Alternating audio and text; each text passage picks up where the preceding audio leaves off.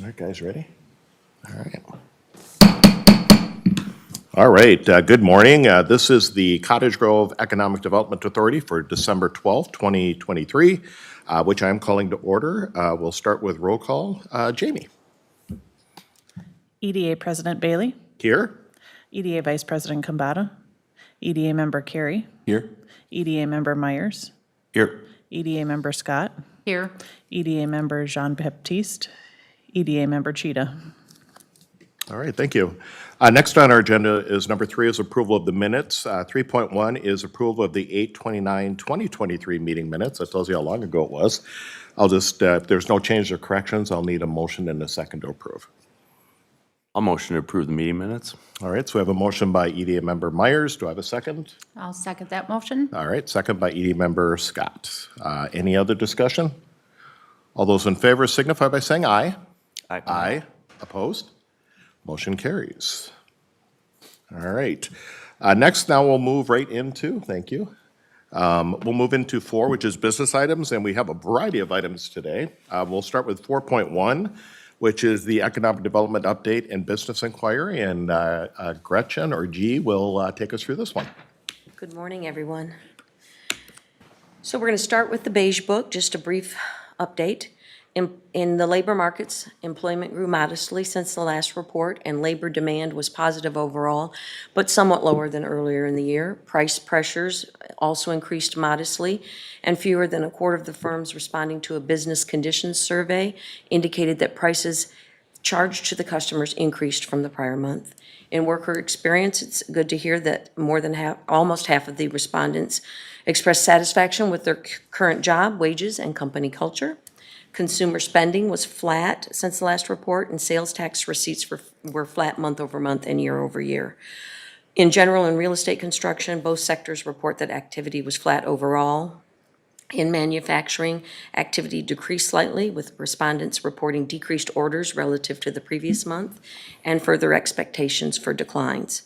Minority and women-owned business activity was balanced overall, with roughly even shares of respondents reporting higher, unchanged, or lower sales, and profit margins were lower for more than half the respondents, while capital expenditures edged higher.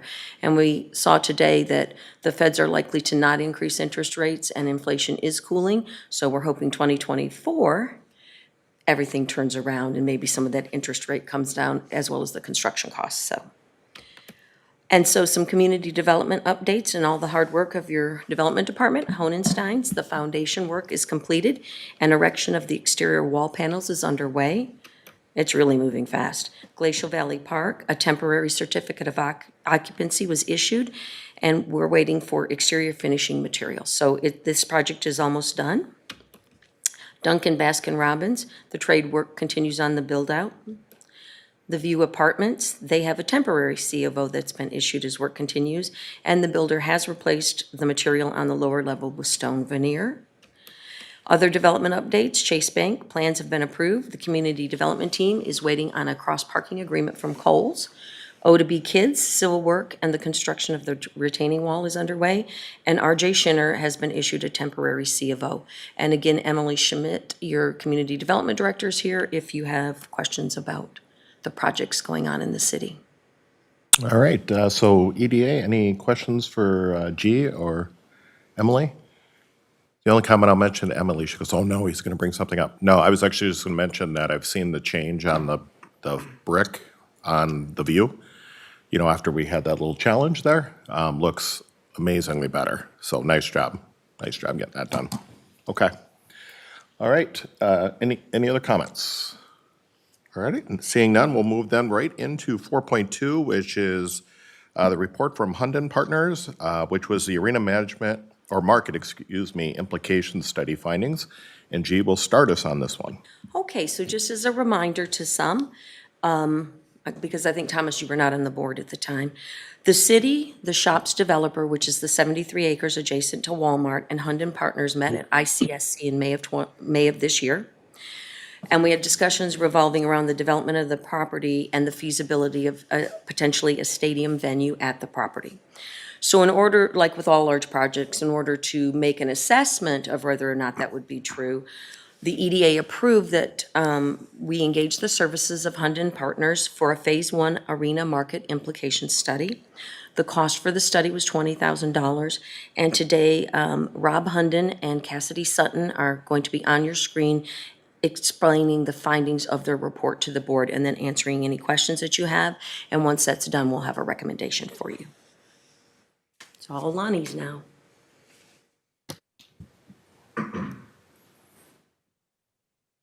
And while Lonnie's getting that set up, good morning, everyone. My name is Rob Hunden, CEO of Hunden Partners. I've got Cassidy Sutton here as well, who's going to be giving the report.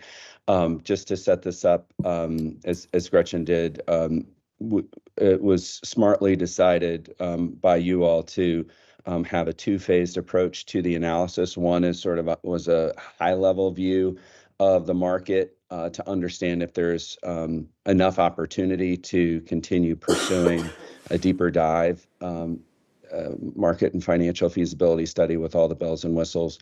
So the phase 1 was completed.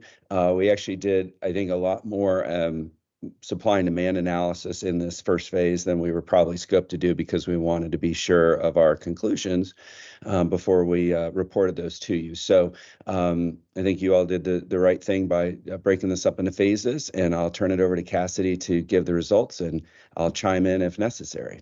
Take it away, Cassidy. Awesome. Thank you, Rob. Yes, let's get into it. So first, just to provide a brief background on how we got to our results, we first looked into those two main event opportunities that usually generate a large majority of activity for an arena. The first one being sporting events, which often aids in providing that consistent activity for the arena through an anchor tenant, like the Minnesota Wild at Excel, for example. And then that second component is usually live entertainment, such as concerts and family shows, and that really helps to fill those remaining calendar dates for an arena. And both of these components are crucial in order for an arena to be financially feasible. So first, looking into that live entertainment sector, those concerts and family shows, what might work from a market perspective as a whole might not necessarily work for the project just based on its characteristics. So throughout our conversations with event promoters, it was determined that the market is satisfied with its current supply of venues. There is essentially no unsatisfied demand in the Minneapolis market from a concert perspective. The Armory is the main host facility for all of those mid-sized concerts. And given Cottage Grove's further southeast location in the market, it would especially struggle in attracting those new events. For family shows, despite there being market opportunity, that preferred capacity of these venues, which is around 12,000, is too high considering that small amount of calendar days that these events would actually fill. And then looking into that kind of second bucket for arenas, which is sporting events, minor and junior league hockey was the first anchor tenant opportunity that we analyzed. And with there being such a limited prevalence of minor league and tier 1 and 2 junior league teams in Minnesota, it was determined that there is market opportunity for both of these. However, given that the minor league's high operating budget and has high capacity requirements, junior league hockey is essentially the only league that would work from more of a project perspective. And then for youth and high school hockey, demand for this is heavily based on just local needs of associations. The Cottage Grove Hockey Association already heavily controls that prime ice time that you see at the Cottage Grove Ice Arena. But the high school hockey teams have voiced a desire for a new facility with dedicated locker rooms in the past. However, as we go into our implications to kind of sum this up, in order to prevent impacting current performance at the Cottage Grove Ice Arena, the amount of prime ice time that would need to be utilized for those high school teams at the end of the day just isn't sufficient enough to support that new arena. There is opportunity for a tier 1 junior league hockey team, which would really be that main golden ticket item if the arena were to be developed. But given that there is limited opportunity from more of an entertainment perspective, which is really essential in filling those remaining calendar dates, ultimately, the venue couldn't be supported financially to cover those operational expenses. So that's really our main findings that we had, just a brief summary of what we conducted. And Rob, I'm not sure if you have any other concluding thoughts, but those are happy to. Cassie summed it up well. Obviously, there's a much bigger study here than what we showed you today, but we really looked at those key sort of legs of the stool And it was actually pretty surprising. Two things were surprising to us.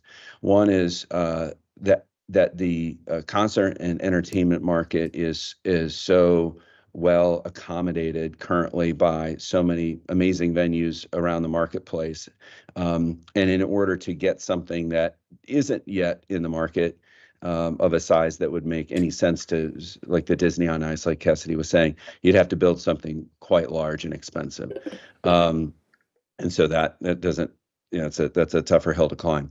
The other thing that was surprising to us is the fact that in such an ice and hockey crazy region of the country that while of course you have the Wild, you don't have any smaller minor league or even junior hockey league teams and facilities around the market, which is just absolutely surprising. So, there could be an opportunity for that, but that comes again with a pretty high cost. And if you aren't able to fill the calendar with concerts and family shows, in addition to having a minor league tenant, that's not necessarily going to be a full venue, a very occupied venue. And so it didn't make sense to really move forward, we don't believe, if you can't really fill the facility.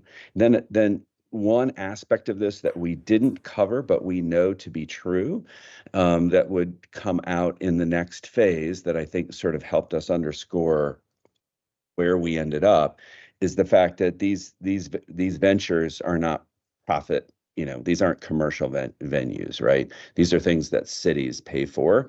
And so it would be, they're very expensive. They can be easily $100 million. And so with that, even though that wasn't part of our analysis, because that comes down to more of the financial viability aspect of it, we received some indications during our initial work that suggested that it would be unlikely that the city would get behind a venture that didn't have strong confidence of success, and probably get behind a $50 to $100 million project. So that's just something that, kind of looking around the corner in the future, seemed like maybe not a good idea to continue spending money on this analysis if it wasn't going to be successful.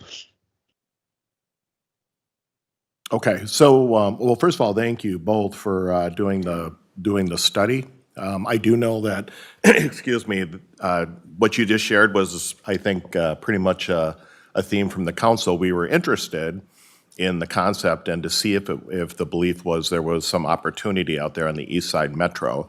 And for the EDA members that are here, and some were not when this first kind of got kicked off, there is a particular developer that is looking at developing what we call the Shops at Cottage View on the former drive-in theater site.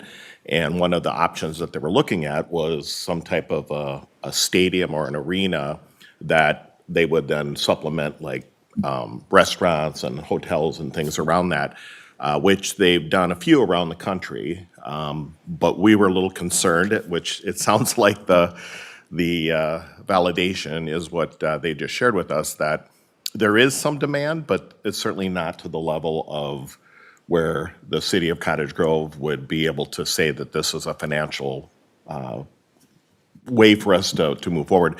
And I looked at it, it was good to do the study, I think, to give us an idea, and that study is our study, so we have that for the future.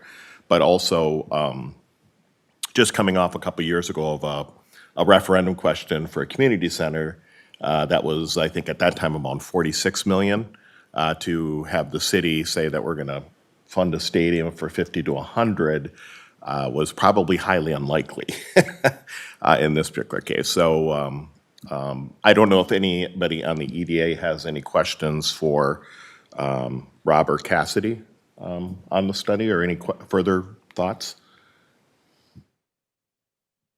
All right. Thank you, too. You kind of disappeared from my screen. We're still here. Yeah, you're somewhere out there in the world. But again, thank you for providing us with the data. This is honestly what we needed to understand what the next phase would be, both for us, I think, as well as the developer. And maybe at some point in time down the road, we'll be talking with you guys again. Well, very good. Thank you so much for the opportunity to work on this with you, and we're happy to be of service in the future. We work on all kinds of compelling, game-changing, transformative placemaking project assessments and advisory. So whether it's a hotel, conference center, arena, mixed-use district, anything like that that could sort of be a game changer for you, feel free to give us a shout. You got her. Thank you to both. Merry All right, Christmas. thanks. Thank Take you. care. Yep. Bye-bye. Bye-bye. Do we need to receive the report? Is that what you need for this, or? You have a recommendation before you? Okay. All right, so EDA, what we're looking for is just the official receive the report from Hunden Partners as it was presented. I'll make the motion to receive the report from Hunden Partners as presented. All right, so we have a motion by EDA member Scott. Do I have a second? Second. Second by EDA member Cheetah. Any further discussion? Seeing none, all those in favor signify by saying aye. Aye. Opposed? Motion carries. Thank you. All right. Next is 4.3, which is the Housing and Redevelopment Authority, HRA levy. And Brenda is going to take us through this one. EDA Board President and members of the EDA, good morning. We do not have any action that you need to take on this. This is information because your next item is why we're doing this today as you do your 2024 calendar. I have Stacy Kelving here from Ellers today, and she will discuss some of the reasonings between and differences between EDA and HRA levies. Ellers, they help us not only with bonding, so as we issue bonds for our payment management projects, they help us with that. They help us with our TIF districts, so our certifications, decertifications. And something that they helped us with this year was a 10-year financial management plan. That plan we did with City Council earlier this year, and we looked out with 10 years, obviously, for the city, our operational needs, our debt needs, our capital needs, and then we also looked at property tax impacts. So we've not only looked at our general fund, which is our chief operating budget, but we looked at other funds such as our EDA. So right now, we have a small portion of our property tax levy that goes for EDA activities. For 2023, it's about $125,000. As we looked at the financial management plan, we realized that we have just over 2 FTEs that do EDA activities, and we weren't covering their full amount of their salary. So for next year, for 2024, we're increasing it to about $250,000. The other thing is that council wanted to had consensus to start doing a higher property tax levy for EDA and redevelopment activities in the city. And one of the ways that we can do this is not only with the EDA levy, but the HRA levy. And so that's why we have Stacy here to discuss how those, the advantages of those two levies. So with that, I'll turn it over to Stacy.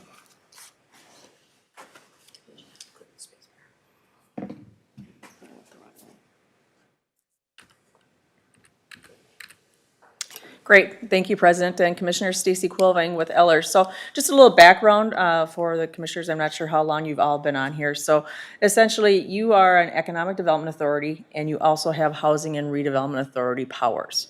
That's pretty common, right? So it's one body that has both powers, which is great. You get to do it all, right? You get to do business development, you get to do housing, and you also get to do redevelopment. Many cities may just have an EDA, which is EDA powers, and an HRA with separate powers and 2 boards. Again, so you guys are combined into one, which is actually great, and it's a little bit more convenient because essentially that you're coming together on your policies and recommendations that are aligning more closely with what the city council has. So as Brenda had stated, we've been talking about the EDA levy versus the HRA levy. And just to give you a little bit of a difference between the two is basically there's a statutory amount in which you can generate for both of those, but you're restricted in what you can use those dollars actually for. Now, the thing about EDA levies is essentially that is a levy that the EDA does, the city does on your behalf. And with that, right, it's not as transparent because it just comes into the overall city levy. So there's nothing that's separated on the tax bill, right, for residents or others that are out there. Now, the HRA levy is a little bit different, okay? So that one is, you as an EDA can approve that HRA levy on your own, but the city council has to give final authority on it. And then the nice thing about that is that it's separate on the tax bills. So residents, when they're going through the tax bills, and if you look at yours, you see, oh, City of Cottage Grove, you know, the county, you see the school district, and then you would also see an HRA levy or other taxing jurisdictions that are down there at the end of the day. So part of the discussion when we were working with the council on the long-range financial management plan wasn't only just about what should you be levying as an EDA for all your economic development, housing, and redevelopment opportunities, but where's the transparency, or is it better to do one over the other? So we're going to talk a little bit about that. So if you look up at the screen, you can see that the EDA max levy calculation is in green up there. It's about 1.1 million, and an HRA max calculation is 1.1. Again, they're very similar in the formulas and the amount that you can generate. Now, as an EDA, because you have HRA powers, you could levy both. So say the city said, let's go to the max, right? You could levy $2 million, right, into your budget to do all kinds of economic development, housing, and redevelopment things.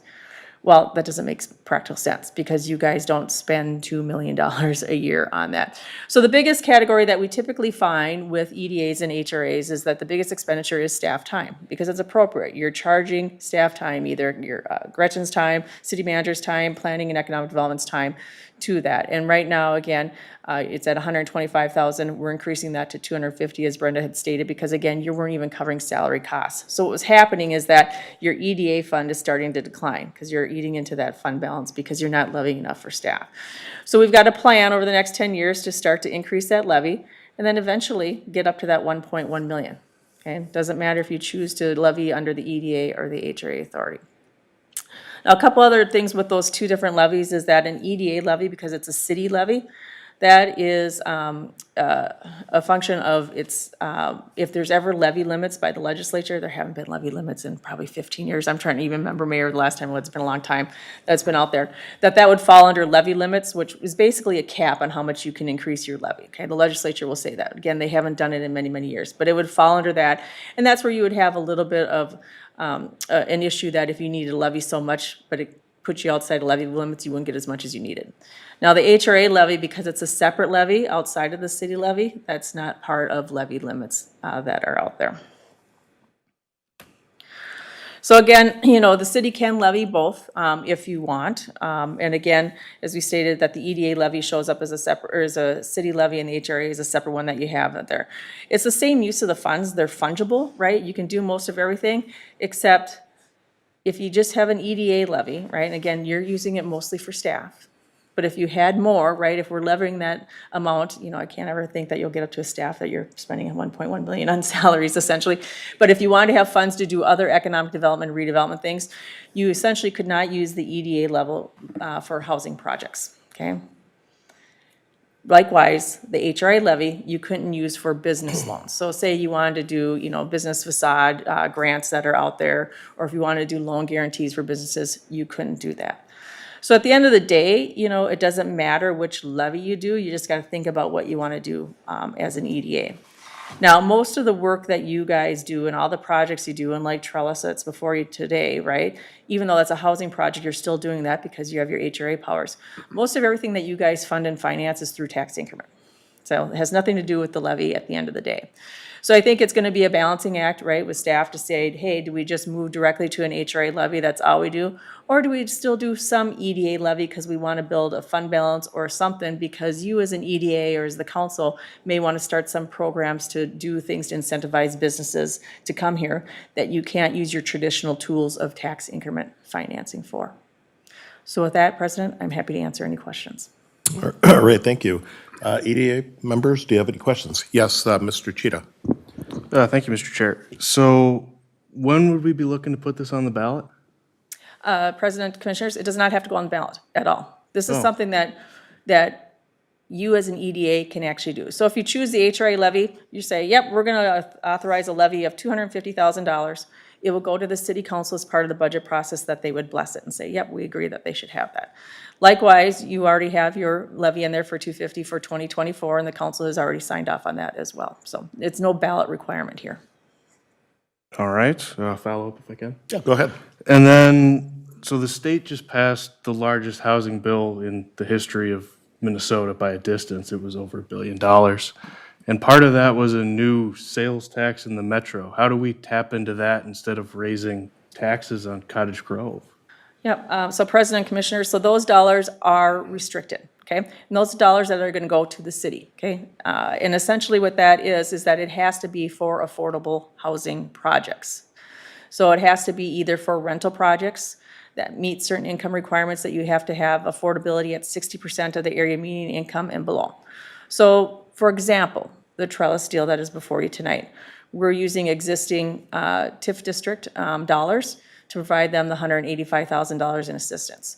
If you had that sales tax money available to you, you could also use that if you so choose. But in this case, we're using existing TIF dollars, so we don't have to create a new tax increment district for it. Okay, so I So guess. again, they're restricted only to housing out there, so. But the new HRA levy would be restricted to housing as well, correct? No, HRA levies are for housing redevelopment, so you can use it for staff time. Sales tax you can't use for staff time or administration. The HRA levy you could use for redevelopment objectives that you have as well. So think of something that's old and tired, a shopping center or something. If you're going to redevelop that, you would be able to use the HRA levy for that if you weren't able to create a redevelopment TIF district for it, so. So we can use a housing levy on business facades? You cannot use the housing levy on business facades. As I stated, you have to use the EDA levy for business purposes. So under your HRA powers, you cannot give loans or grants to businesses for business loans and purposes such as facade improvements.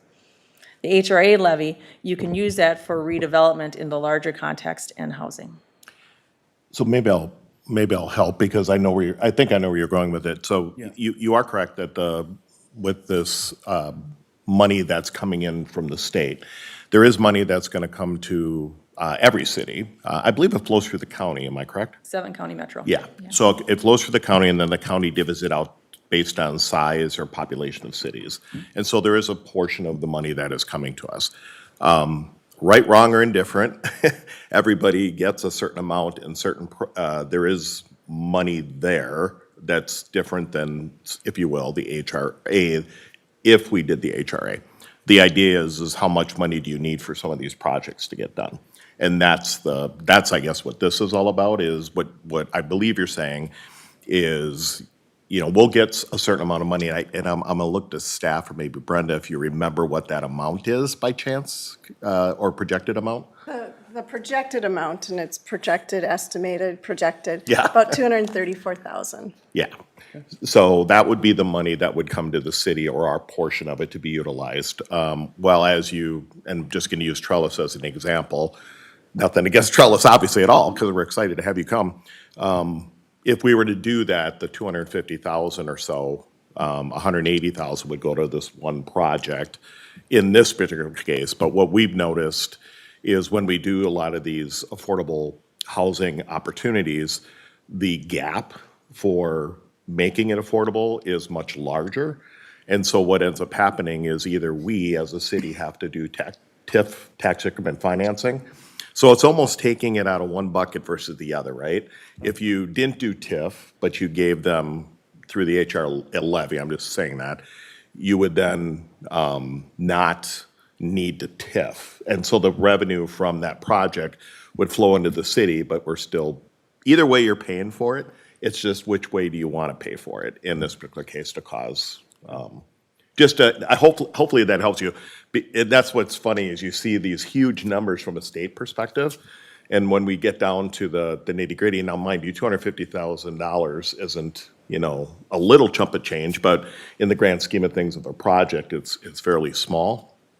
And so what would end up happening, most cases would end up happening if we said, hey, we didn't want to do TIF or anything like that, we would have to save that money for X amount of years, or, which we have done in the past, is using some EDA funds to do these projects. Well, when we use the EDA funds to do these projects, that takes away from our opportunity to do commercial or business park opportunities there. So it's trying to figure out how do you balance that. And that's what this is all about, is the council has asked, and that's what the EDA is here for, is, should there be two?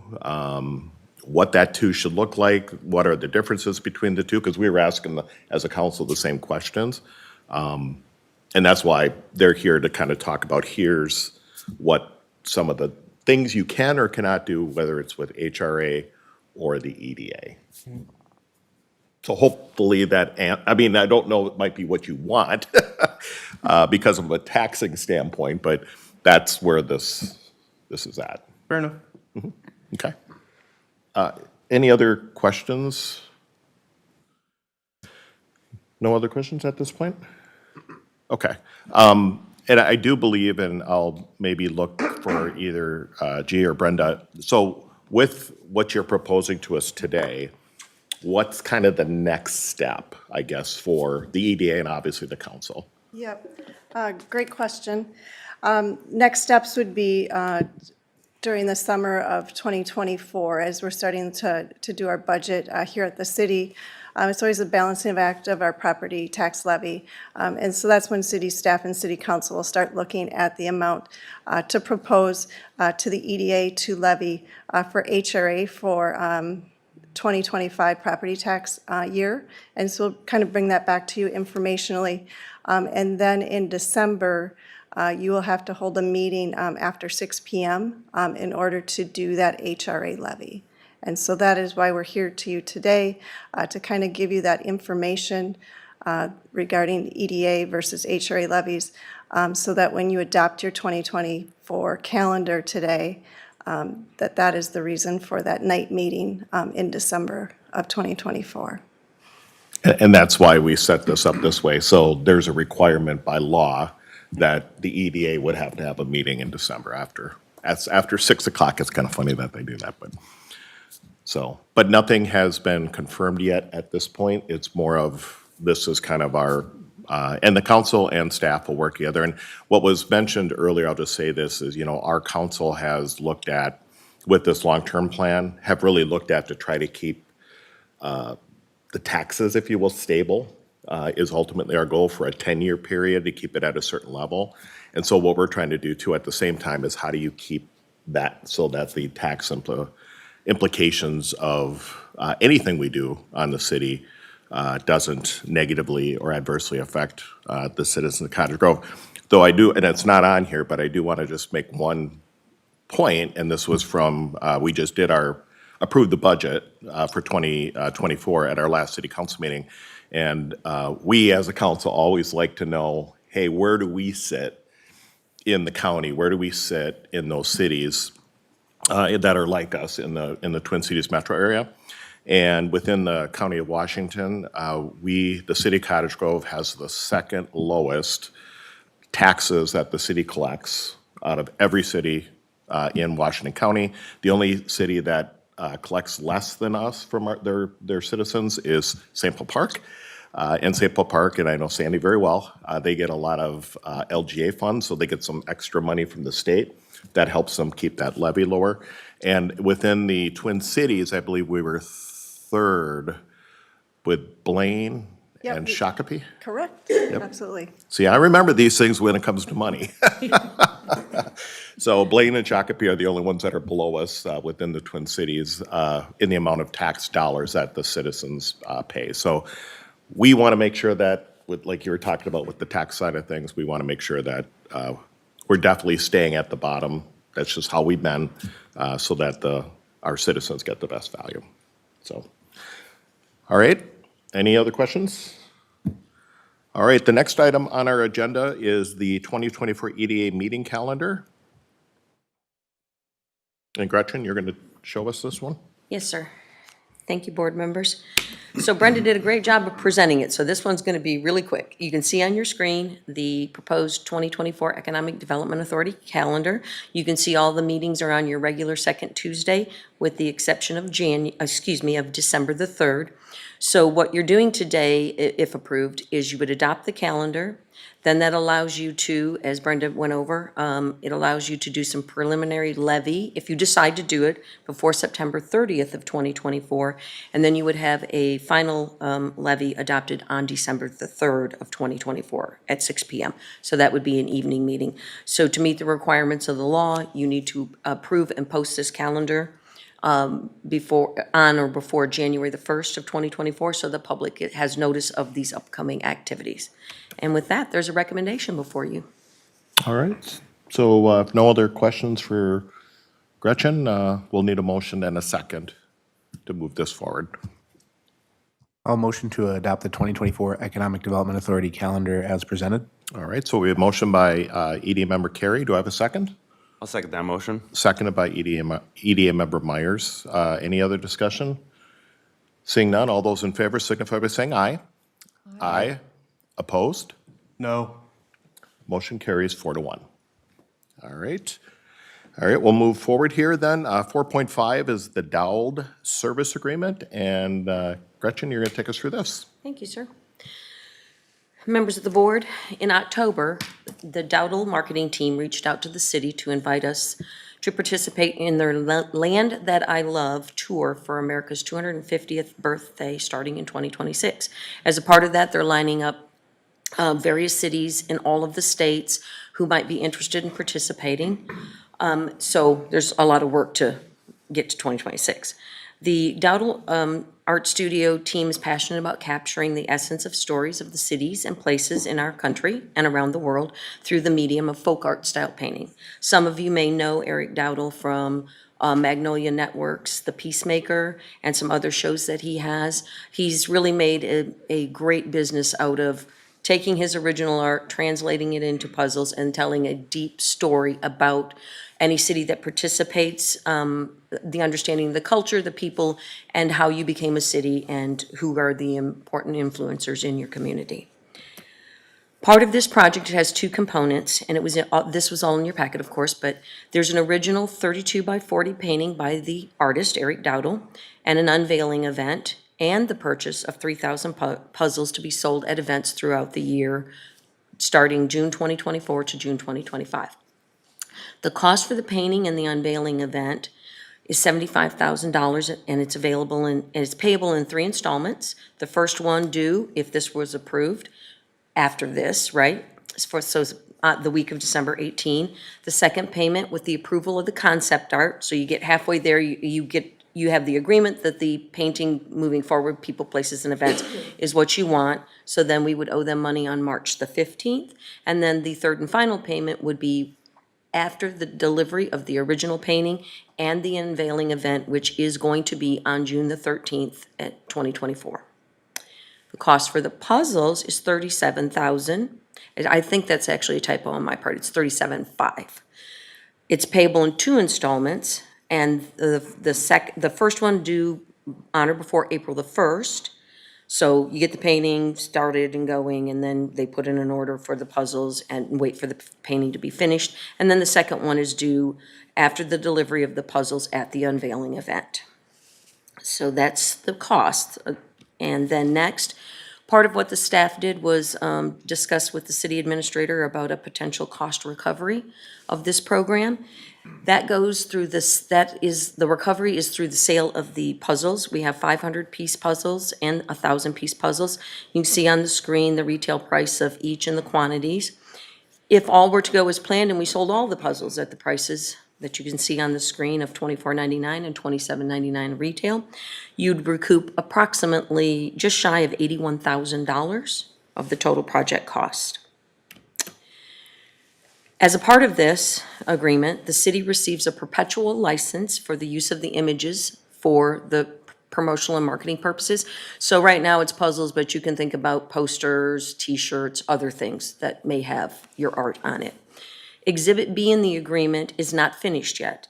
That's the people, places, and things, and we intend to complete that list by the end of the year. We've started a partial list with the department heads, then it'll go to city staff and all your commissions, and then it'll come to the council for a final approval looking at what has been recommended in each of the 3 categories. The total cost for the project is $112,500, and the funds are available in the ED fund for that. And we are happy to answer any questions that you may have about the project. The funny thing I'll just mention is on that picture, if you notice there's strawberries and it says Grove, that is not what was, that was just That's not another yours. city. Placement, yeah. Yeah, it was another city that was like, oh my gosh, you could actually see kind of the idea at least, what Uh-huh. I they said were it was the proposing. G puzzle. I 'cause there's a think they big G did. on the top. It was pretty funny when they did that. Yeah. So, questions on this proposal? Yes, Mr. Cheetah. Sorry, I guess I'm the one who has all the questions today. No, it's okay. So I guess looking over the contract in our packet and whatnot, who actually owns the artwork? I guess, are we just licensed to use it and we have to give royalties back to him? Or I guess, No. how all does this work? Because I'm So not we quite an own the attorney. original artwork. Well, let me rephrase that. We own the original painting that he paints. He keeps his licensing agreement on his own artwork. But we have a perpetual use of the images. So you get the painting itself, you get the gliese, that is when they tell the story and put the puzzle together at your unveiling event, and then you have the perpetual rights to use the images. It's his artwork, so they never give away, artists never give away their original files. No. It belongs to him, and will continue to belong to him. Okay, and we can, But we can use it for anything we want. Okay. We just can't stop him from then, once that whole year's over and we've sold all of our puzzles and we've done all that, then it reverts back to his business model, which is he puts those puzzles at his website, just like he has thousands of them there now. okay, but we can continue to use that image after that year? Yep. Okay, and we can You use slap it it on forever. coffee mugs and T-shirts and keychains and, because $80,000 doesn't equal 120 or 112. Correct. so- Right. We did not cost recover the entire thing at this point. Okay, But you could potentially, obviously, with the perpetual licensing agreement. yeah, and do we know what other cities have done in the past? Have they recovered this cost through selling puzzles? I don't think that we know that they've recovered every cost associated with it so far, because it's a fairly new project. But most of them reported that they did pretty good with their puzzle sales, and so it's gonna be one of those things that I think that we probably can recover the vast majority of it by the time you use the perpetual license, and then eventually more. But initially, I don't think anybody has ever reported that they've recovered everything, because it's just too new of a program. Fair enough. When we get, the recommendation before us is the number of puzzles that they recommended. I think if I remember right, when we did a virtual call, he actually was using it, also gave us an example of a city out in California that, like, they had a list, like they were waiting for people to get more puzzles, or they sold through all their puzzles and they were waiting for more to come in because Yes. I guess we won't know until we see what the demand is within the city. Though it is funny to say, when the Cottage Grove Monopoly game was at Walmart, they were selling out of the Cottage Grove Monopoly game. And not that you use that as your own example, but the point is it's something unique and it's something different. Art is also the other thing that we do hear a lot from our citizens. They want more opportunity for art and things within the community. So this came to us and it's like, this is actually kind of a neat idea. Plus, we get to use the images when it's all done for however we want to use it on shirts, mugs, whatever, at this point. We definitely see it as an economic development, marketing, and tourism initiative as a part of your strategic plan. Okay. And the source of funds was The ED Trust Fund, and that's not, I know this has been covered before, that's not taxpayer dollars that funded that? correct. Yep, that is correct. Thank you for bringing that up. Yep. So, That's why we're gonna try and make a profit. and maybe for some of the newer members on here, there are, just so I can say it, there are two funding sources. One to the EDA is Levy, as it was mentioned earlier. And then the other one is businesses or a business that provides funding to the City of Cottage Grove for Economic Development Authority, or Economic Development. And so we use that, we try to use that money for projects like this or some of these conventions and things that we go to. Just so we can say, hey, it's not taxpayer-funded trips to here or something like that. It is something that's a donation that's privately provided to the EDA. Okay. All right, so if there's no other questions for the EDA, we have a motion before us. If anybody would like to take it. I can motion to approve the professional services agreement with Dowdle Art, subject in the amount of $112,500, subject to minor modifications related to Exhibit B, the must-have and nice-to-have items to be included in the painting. All right, so we have a motion by EDA Member Myers. Do I have a second? I can second that All right, motion. we have a second by EDA Member Scott. Any further discussion? Seeing none, all those in favor signify by saying aye. Aye. Opposed? Motion carries. Thank you. Thank you very much. All right, moving right along to 4.6, which is Trellis Company Project Memo. And Gretchen will start this off, and then Mr. Walsh is I'll here. kick it off.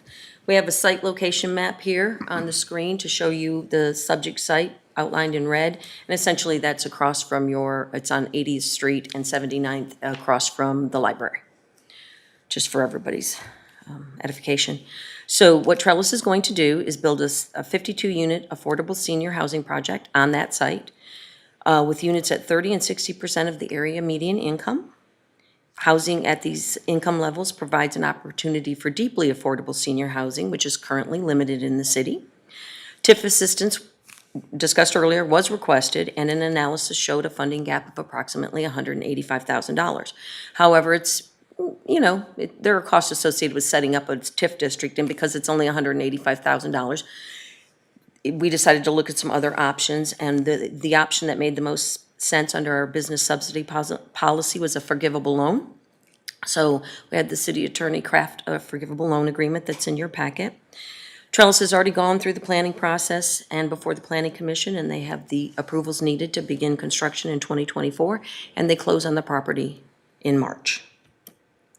This is a schematic of what they're intending to build, relatively close, that the council has seen before and the EDA board has seen previously as well.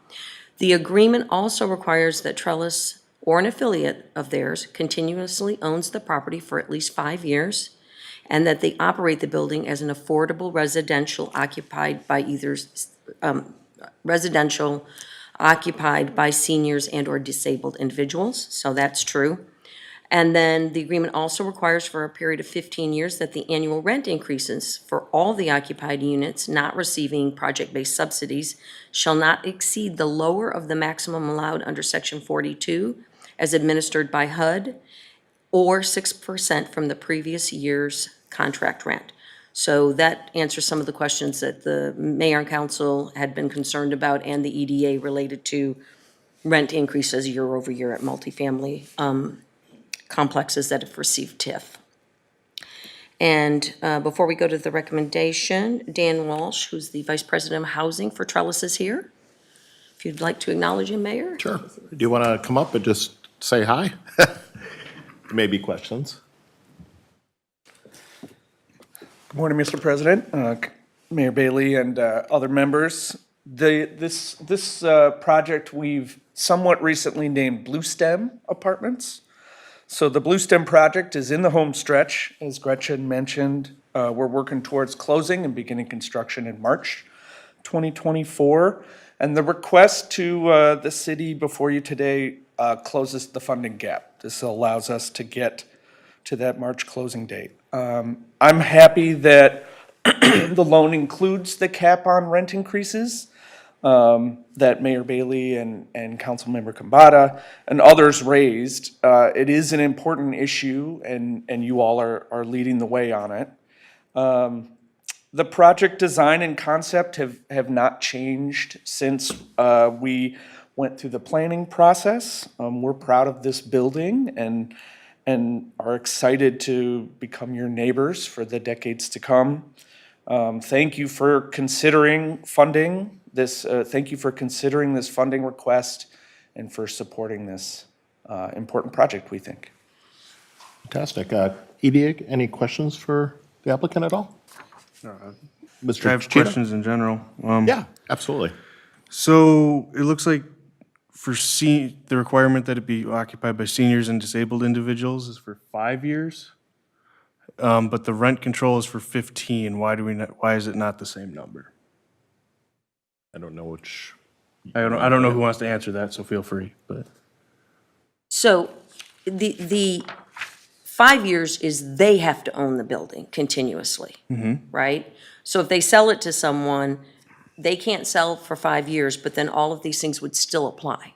The 15 years is just a different time period for the rent control purposes. They're not actually connected. Trellis just has to own it for 5 years, or someone that is a subsidiary or affiliate of theirs. They could sell it as a senior disabled housing project. And then the 15 years still applies. Okay, so, but it has to be occupied by seniors and disabled individuals for the entirety of this 15 years? Yes. Okay. Yeah. That was my concern. It's just that they could sell it. Somebody else After could buy 5 it and years. operate it. Yep, yeah, that's fine, I understand that part, it was just the, I just want to make sure we're fitting the need we're talking about, which is seniors, so. Yeah. Well, and that's what actually, from a council's perspective, was so exciting about this project. It is, comparatively speaking, to some of the other senior affordable projects that we have in Cottage Grove over the last couple of years, there's been those steep increases in rents, where literally we've been down at some of these complexes and having some very, serious conversations with those land or the building owners and obviously the citizens and the seniors. The fact in this case, this is actually, as weird as it sounds, but in a good way, because this is a really nice project. It's another step below some of the rents that, now they have to obviously qualify for it, but the rents in these cases that he shared with us was significantly less than what a lot of these other facilities in Cottage Grove that have the affordable process to it. Way less. Matter of fact, that's why the question was up there, is like, with all due respect, we didn't want any developer to come in and just say, okay, for, the first couple of years, we're gonna do the rents at this rate, but then after those first couple of years, we're gonna jack it up. And that's not what they do to begin with. I mean, some of the other cities they've been developing in have been very well received by the citizens there and the cities. So we just wanted to make sure and you acknowledged that, we wanted to make sure that this will be a long-term opportunity for those that want to still stay in Cottage Grove and don't have the financial wherewithal per se to do it at some of those other levels, so. Okay. Any other comments? All right, do you want to flip back to the motion there? All right, so if there's no other comments in this particular case, we'll need a motion and a second on the screen before you. I'll make a motion to approve the forgivable loan agreement with Trellis Company in the amount of $185,000 payable upon building completion and a certificate of occupancy being issued. All right, so we have a motion by EDA member Scott. Do I have a second? I'll second. All right, seconded by EDA member Carey. Any further discussion? Seeing none, all those in favor signify by saying aye. Aye. Opposed? Motion carries. Thank you, Mr. Walsh, for coming in this morning. Thank you. Looking forward to the project. All right, and the last item under business items is 4.7, which is the Viewpoint Project. And look who's here. City Administrator Jennifer Levitt.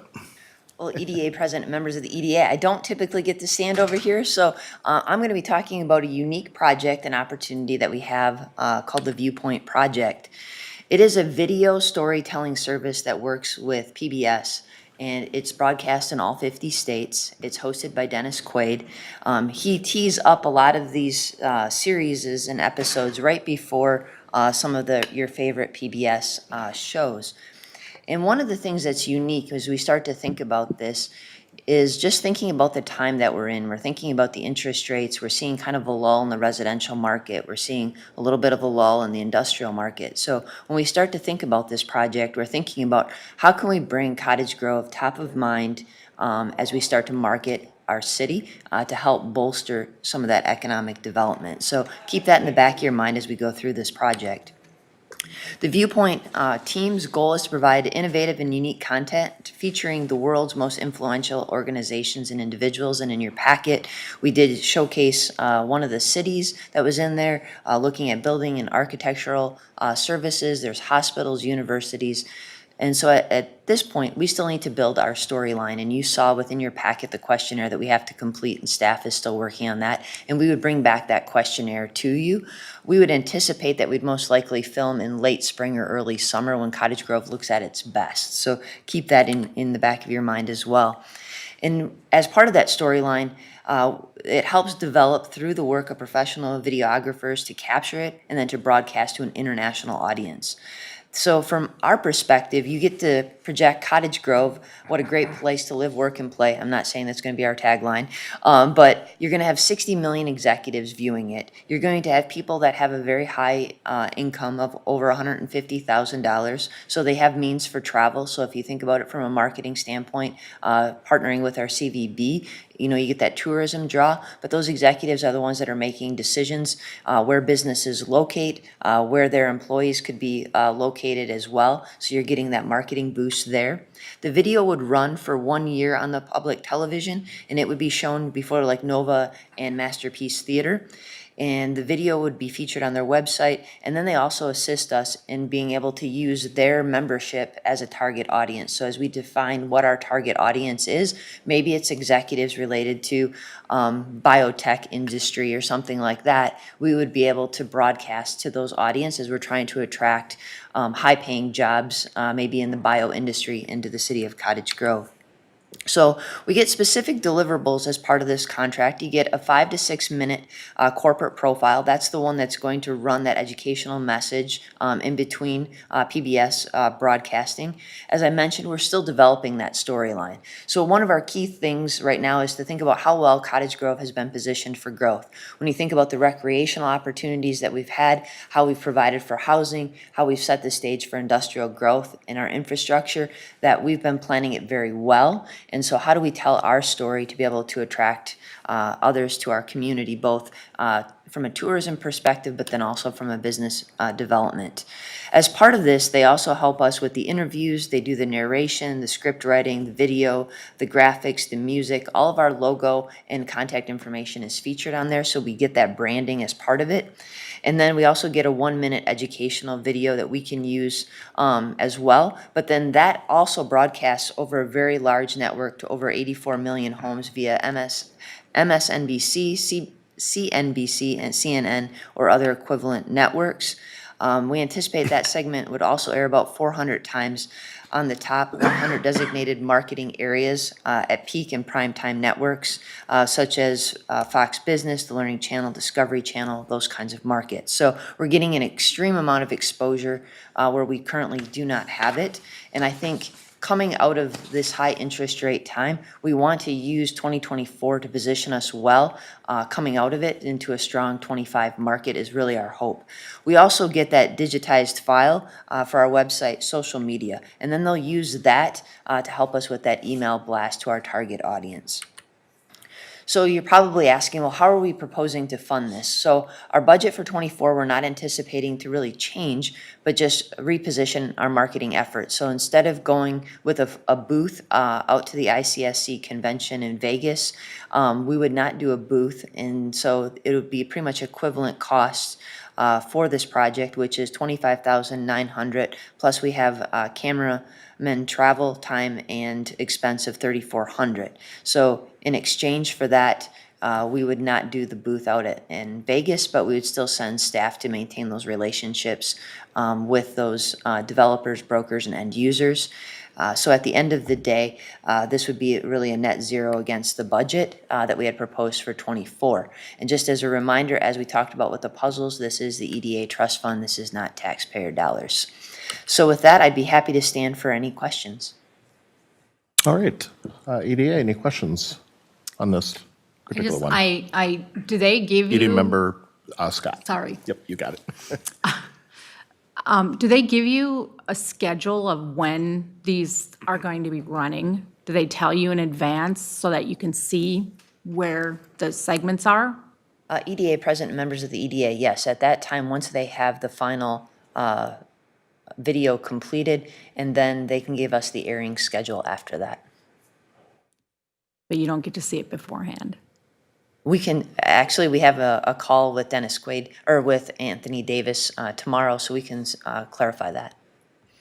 Chances are, I would assume we would, though, based on some of the initial conversations, that we'd be able to see it, because I think we get to Final approval. review it to make sure that it's accurate and such, yeah. But we'll check, that's a great question, we'll ask that tomorrow. Final cut. Yep.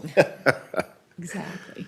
So something unique, it's not going to negatively affect, and we've had this conversation about, we've been going to the ICSC for many, many years now, and probably the last 4 or 5 or so, we've done the booth there. And so we're just gonna, the cost of the booth is what you're seeing here, and so we thought just to keep it within the budget when this opportunity arose for us, we thought, well, we're still gonna go to the ICSC and market the city, but the reality is in this particular case, we just thought this money could be better spent doing this, even though, and versus having a booth there. We've done it with and without booths out there in the past, so we'll still be meeting with end users, developers and such when we go there. Okay. Any other questions? Yes, Mr. Chichita. What have we seen other cities who have done this before? Have we seen how they benefited? I guess I'm just curious about what we should expect from this. Mayor, members of the EDA, in regards to the success rate, it's like any project, even like the puzzles, it's always hard for us to have metrics to be able to market, track against. For us, it's going to be developing that as part of our own marketing plan to be able to track, say, inquiries. So, for example, have we gotten an increased amount of inquiries? How does our tourism, which we determined by lodging tax success, are we seeing more occupancy rates in our hotels? So there's not necessarily always an immediate or direct correlation, but there are metrics that we'll be looking at as part of our own marketing plan to be able to track and develop those so we can report those back to you as well. Okay, but Viewpoint doesn't have any spiel about how this has done this to X city or Y city. They did not share any of those types of details with us. Okay. Okay. Any other comments? All right. So there is a motion before us, would be to approve the professional service agreement with the group called Viewpoint. Does anybody want to make the motion in a second? I can make the motion to approve the professional services agreement with Viewpoint. All right, so we have a motion by EDA member Scott. Do I have a second? I'll second the motion. Second by EDA member Myers. Again, any further discussion? Seeing none, all those in favor signify by saying aye. Aye. Opposed? Motion carries. Thank you, Jennifer. All right, we're in the home stretch. 5 is public hearings. We have none this morning. 6 is other business. We do have our EDA calendar, which is before you. Just from a general standpoint, later this week, on Thursday, there is a Chamber Holiday After Hours event down at River Oaks for the Chamber of Commerce, local Chamber of Commerce. And also on that day, our administrator and I will be attending the Metropolitan Governance Task Force public engagement over in Lake Elmo. That's just for those that are wondering, there's kind of a task force to discuss what the Met Council looks like going forward, if it's elected, not elected, or whatever. So we'll be there for that particular item. And next on our agenda is EDA comments. Are there any EDA comments? All right, there was nothing, and then no response to previous EDA comments. 7 is workshop. We do not have any presentations, so guess what? We're all the way down to a motion to adjourn. Who would like to adjourn for the last meeting in December? I'll motion to adjourn. All right, so we have a motion by EDA member Carey. Do I have a second? Second. Second by EDA member Cheetah. Any further discussion? All those in favor signify by saying aye. Aye. Opposed? We're adjourned. Merry Christmas.